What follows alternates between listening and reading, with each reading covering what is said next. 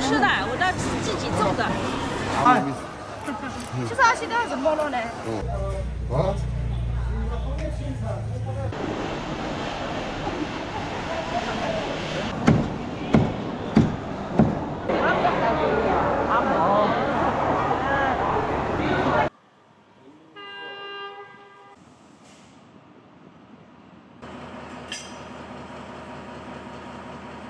大家好呀，我是阿林。这是目前唯一一趟仍在滇越铁路线上运行的客运米轨列车。小火车以30多公里的时速行驶在这条100年前修筑的铁路线上。历史中的云南开远就是这样发展起来的。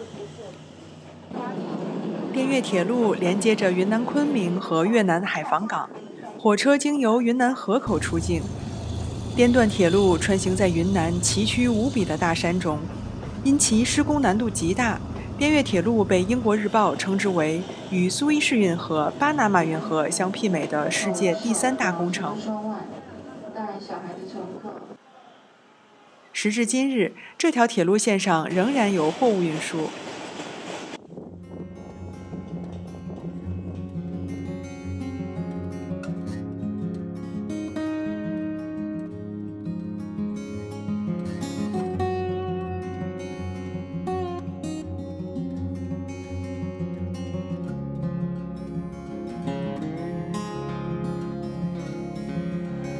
开远站建成于1909年，黄色是那个时代典型的法式建筑颜色。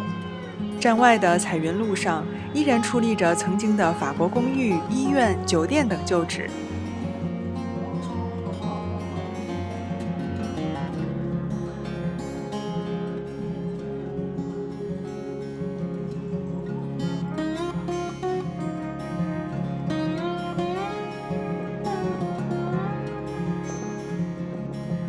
100年前的开远是殖民主义阴影下的繁荣，今天这里人们的生活是什么样的呢？走吧，我们一起去当地的市集逛一逛。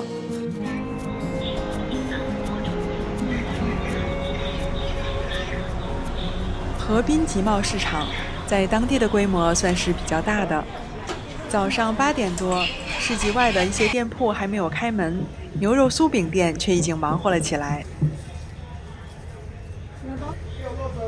香酥牛肉饼是7元一个，每个饼中都是这样一大团的肉馅儿。肉馅儿摊平压实，接下来就要在上面放大把的葱花了。这里的葱不能选择小香葱，要选择粗壮一点的大葱，这样葱味儿才够浓，中和牛肉味道的同时又能满口葱香。香酥牛肉饼重在一个酥字，关键都在饼的外皮上。只有这样一边拉扯一边卷，才能皮薄层多，油煎之后才能酥脆。这个天天是实现了啊？多少锅？7块。刚刚煎好的一锅香酥牛肉饼已经售空了。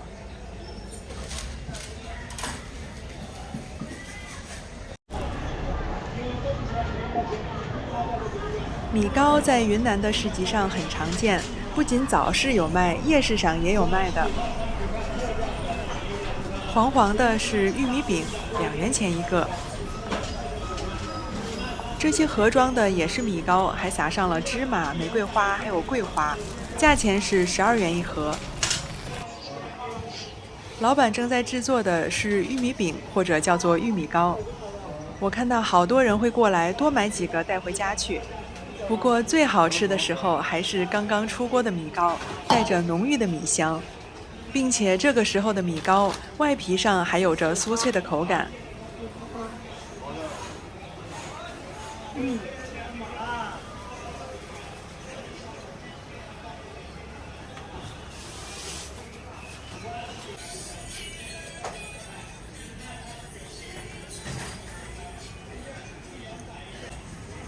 撒上几颗黑芝麻，随着温度的升高，可以看到玉米饼的表面开始鼓出小气泡。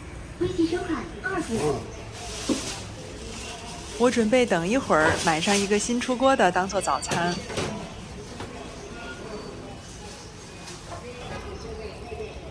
颜色金黄，米香十足，口感上有脆有糯，非常好吃。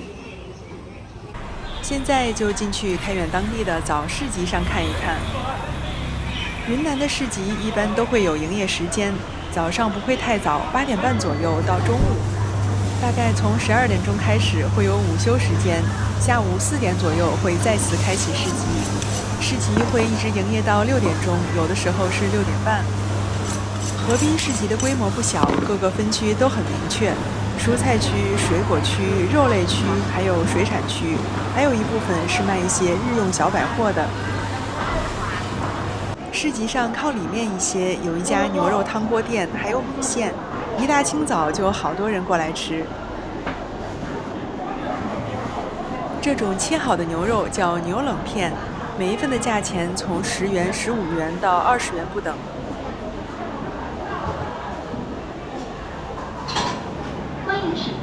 已经装好在碗中的就是云南人最喜欢吃的米线了，粗细各有不同。早晨来上一碗热乎乎的牛肉汤米线，整个一上午都会回味它的味道吧。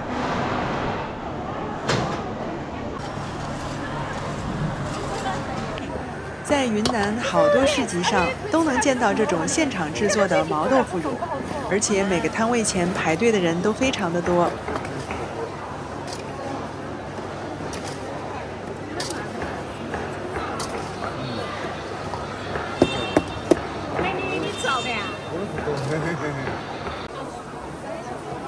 这一板毛豆腐刚好就可以制作1罐腐乳，每个市集上每个摊位都是如此。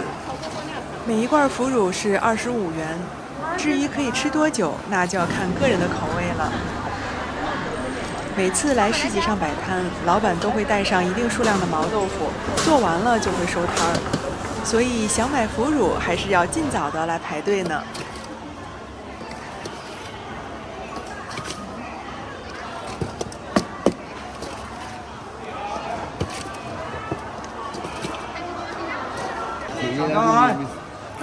吃啥西都还是没了呢。但是年少呀，穷的应该。这里没得。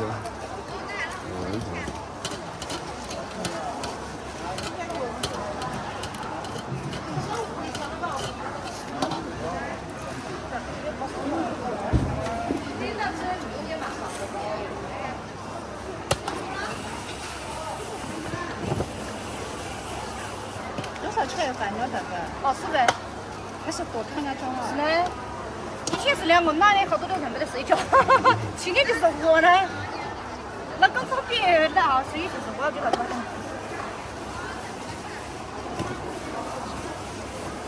那刚才没不干别的。睡觉10分凉汤。我就来把它装成。就是芝士干。哎，就是多吞一只脚啊，再睡觉。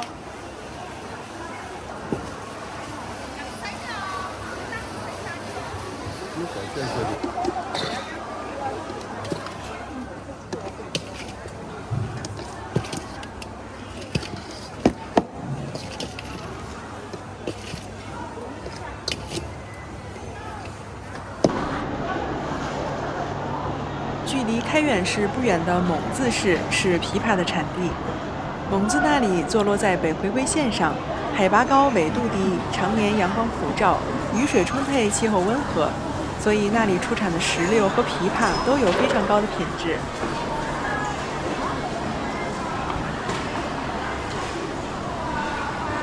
大哥，这是什么果呀？广式莲，广式莲是什么？广式莲。广式莲。哦。后来查了一下才发现，我理解的根本就不对。不知道有没有认识这种果子的小伙伴呢？这种柿子体型椭圆，不同于圆圆的大柿子，它的口感是脆的。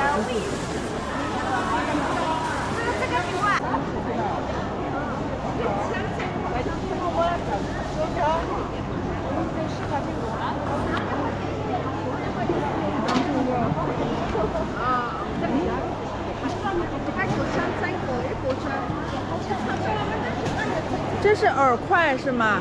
啊？这是饵块吗？是的哦，可能的是哦。这个是饵块。这个是那个包包。粑粑。是个包包。我以为是饵块。是包包。是我们自己做的，哦，自己做的。这个怎么卖呀？这个要一个6块，要2个10块，啊，2个10便宜一点。回去要怎么吃啊？这个是拿到那个皮片，那个好吗？那个烤6了10块哦，就烤一下啊，是的。啊，谢谢。好吃的，我这自己做的。自己做的。你这个好了。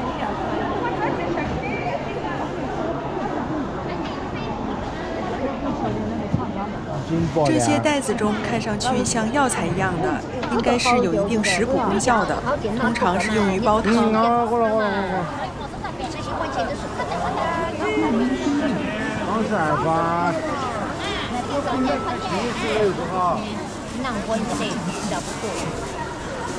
在开远市集上，常能看到民族打扮的阿姐或者阿婆。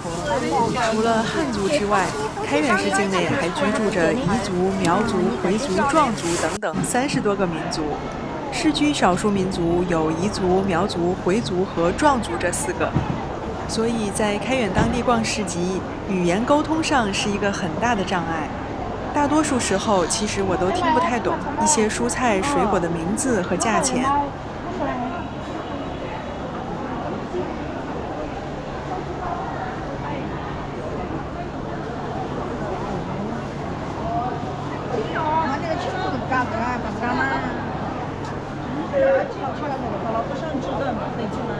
吃点点，辛辛苦吧。就可吃嘛。这个是什么东西啊？哎呦，我都叫不了，是哪个了？这里搞个很烦的。就是酸甜的吗？今年都洗腰子啊，红果参。哦，酸甜的就这样吃。你吃一颗就知道了。啊，没事的，谢谢。别看是小小的果子，红果参可是云南深山中的珍稀水果，外形很是独特，口感酸甜可口，营养价值很丰富，被誉为南方人参。红果参是药食两用型水果，是近些年才被培育成功的，对种植环境十分挑剔，全国的种植面积仅有1400亩。如此珍贵的小果子，刚才的摊主阿姐让我随便尝一尝，这也足见当地人的朴实热情。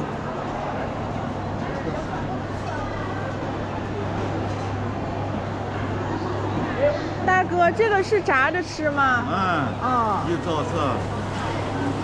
盒子中的蜂蛹都是用镊子在旁边的蜂巢中一颗一颗地夹出来的。蜂蛹的营养价值很丰富，因此价格也比较昂贵，通常都是按两卖的。不同市集上价位略有差异，一般1两价格可以卖到18元，这样算下来的话，1斤500克就要180元。白白的是草芽，又名叫象芽菜。顾名思义，形似象牙。草芽可以小炒，可以煮汤。在云南特色小吃过桥米线的发源地蒙自，草芽都会被放入米线中，又叫做草芽米线。草芽吃起来本身没有什么特别的味道，但是在口感上很是清脆滑嫩。产自扎甸的牛奶在云南红河当地名气不小，我本来也想买上一瓶尝一尝，可惜等到拍摄结束的时候，摊主已经收摊了。不过在其他地方的市集上，我还是尝到了，尤其是与云南当地的甜白酒搭配，非常好喝。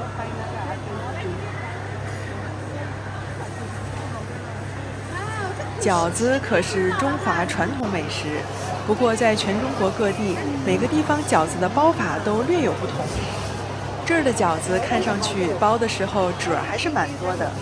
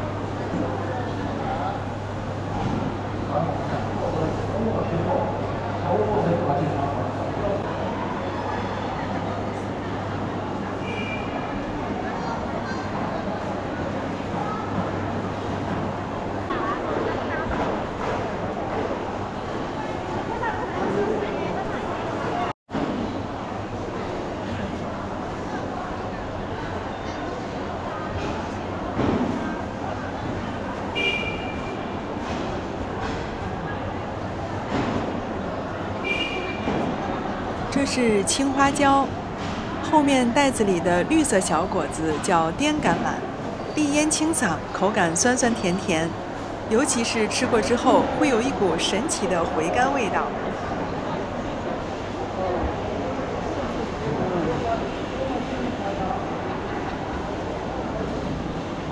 市集上的青菜都被清洗得干干净净，摆放得很是整齐，长长的根上一点泥土也没有。虽然听不懂一些蔬菜的名字和价钱，但是这满眼的绿色，逛一逛也是一种享受。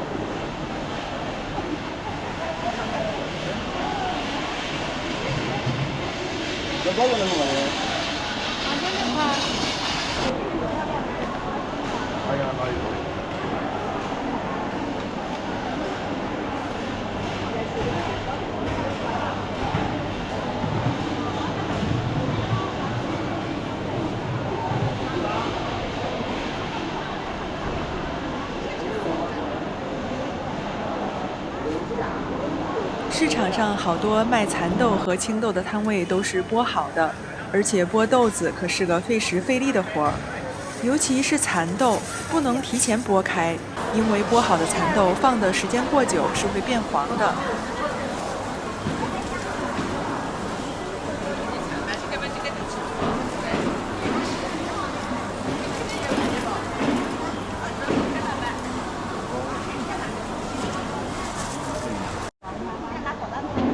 在云南，玫瑰花的使用量可不小，像是云南著名的伴手礼鲜花饼，里面放的就是玫瑰花。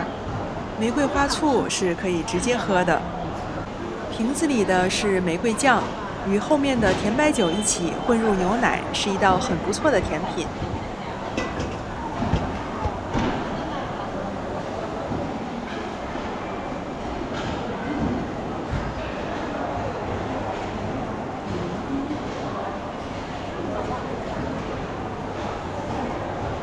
盆子里大块的是魔芋，一般都是每家摊主自己做的。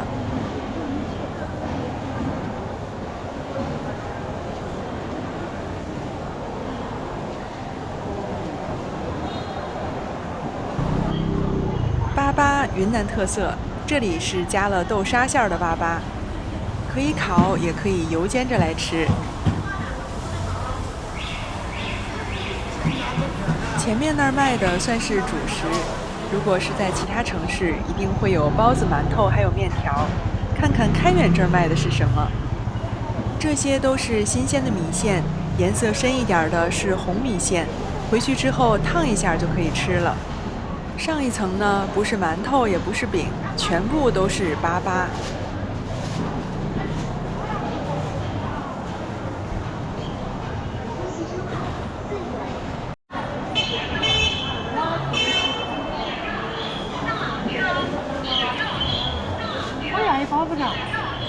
这里卖的也是新鲜的米线，有粗也有细。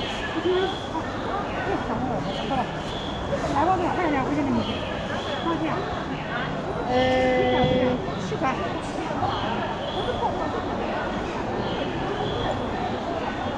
这些袋子里装的是小豆腐，吃法除了火烤之外，还可以油炸。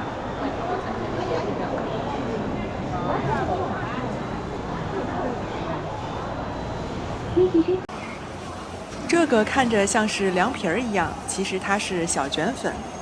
右侧深颜色的是由红米制作的。这样的小卷粉是按根儿卖的，1块钱一根儿，不需要加热，可以凉拌，也可以卷着东西吃。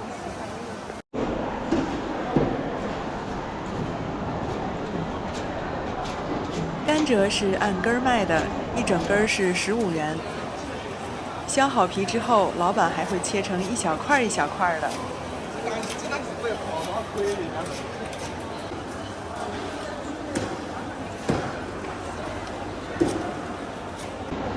甘蔗的对面是猪肉区，我们来看看市集上猪肉的价位。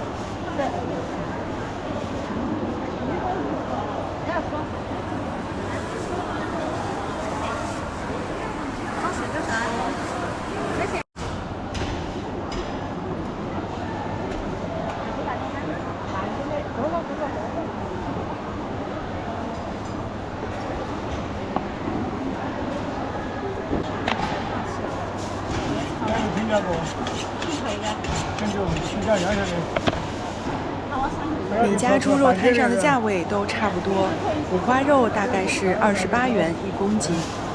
市集上卖的猪肉都是本地猪，排骨每公斤是40元。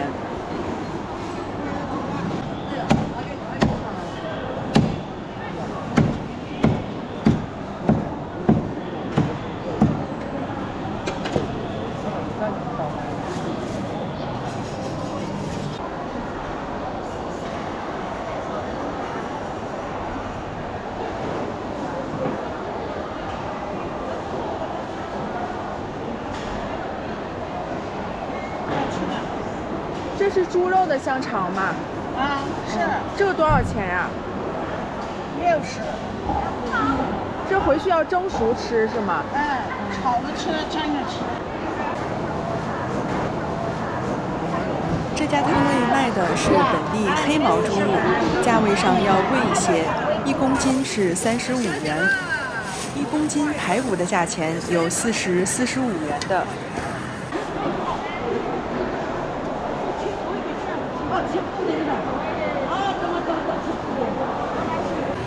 腊肉是75元1公斤，回去之后可以再晾上3、4天，切片蒸着来吃，或者也可以和青菜、笋子一起来炒。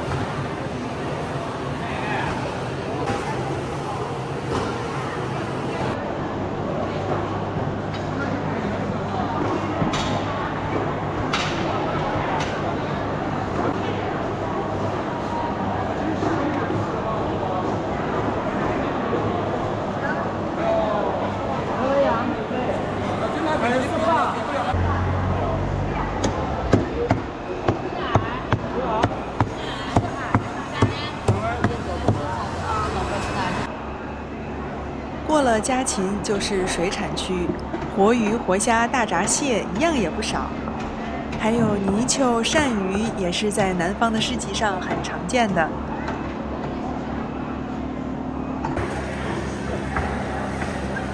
31块。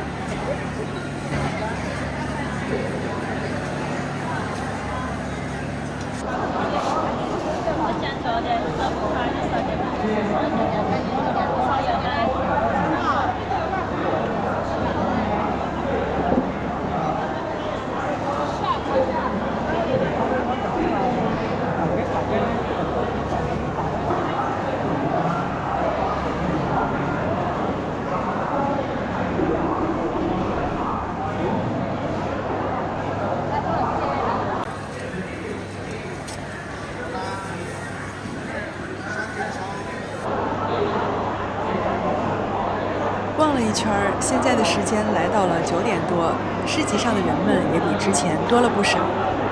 在开远当地逛早市集，不需要早上起得太早，整个一上午集市上都很热闹。不过，像是一些受欢迎的限量版产品，就要早点过来了。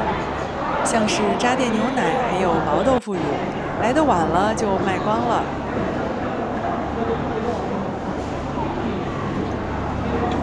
找着呢。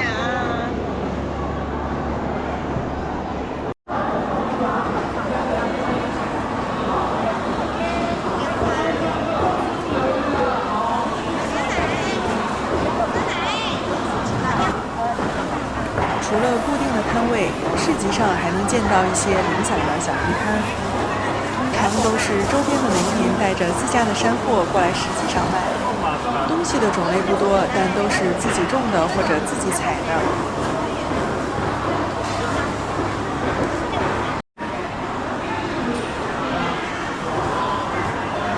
这边卖的是当地的鲜活土鸡，1公斤30多元。笼子上的青菜是他们的早餐。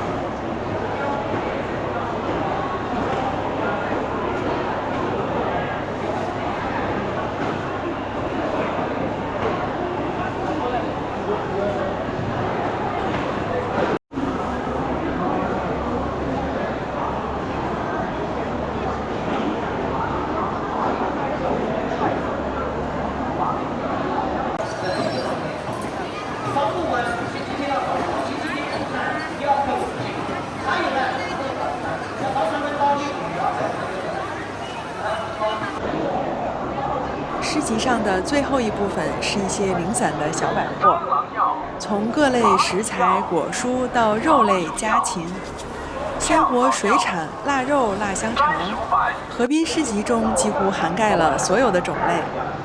再说到主食，不同于包子、馒头，这边卖的最多的是米线还有粑粑。每到一个新的地方，去菜市场上看一看，果真就能看到当地人与众不同的地方。市集上的人们还有日常饮食，也最能反映一个地方的风土人情。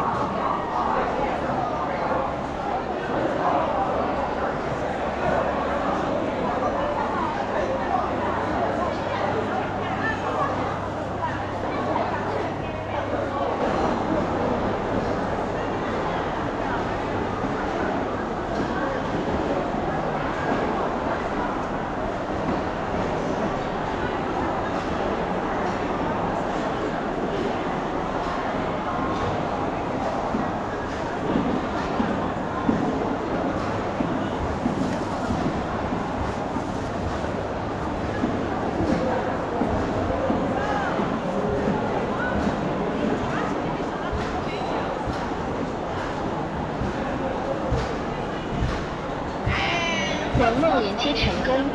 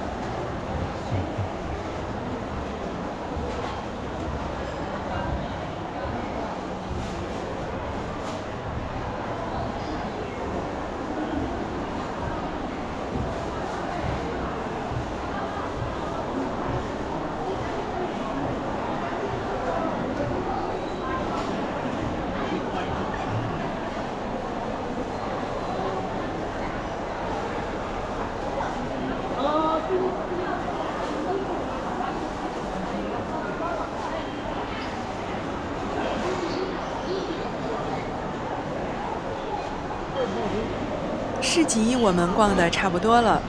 云南开远这个在100年前非常繁华的地方，如今我依然觉得它很有活力。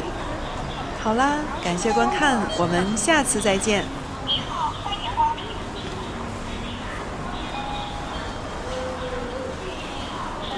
哦